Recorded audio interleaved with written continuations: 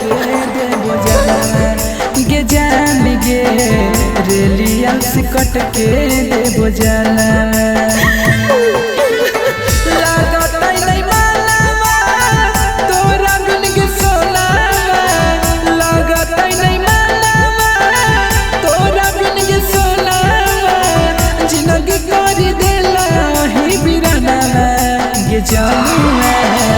रेलिया से कट के देबो जाना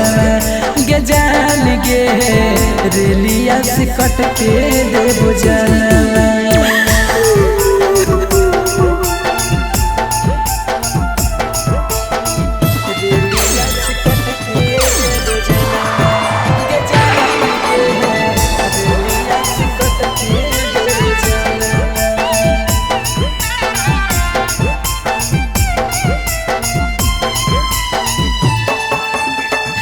अपना बना के सपना दिखा के चले जाई दूसर के घरवा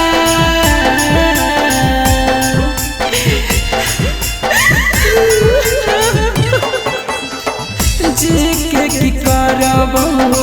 झूठो के हराबो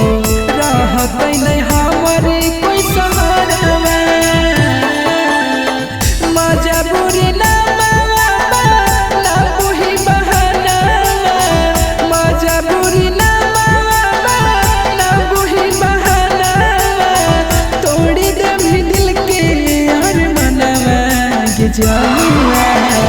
रेलिया से कट के देबो जाना गे जान गे रेलिया से कट के देबो जाना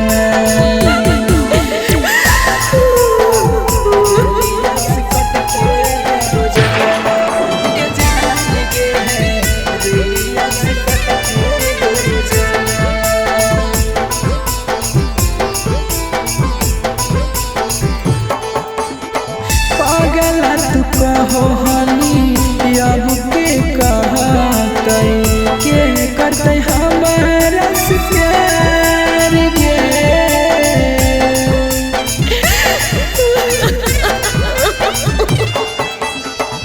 जी नहीं पैबौ हमें तोरा से बिछड़ी के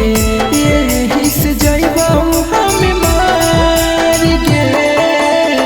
सारी गम सजा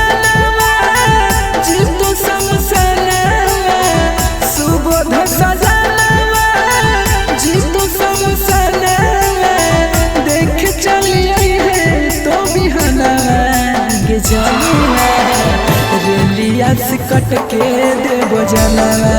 गे जान गे रेलिया से कट के देबो जाना।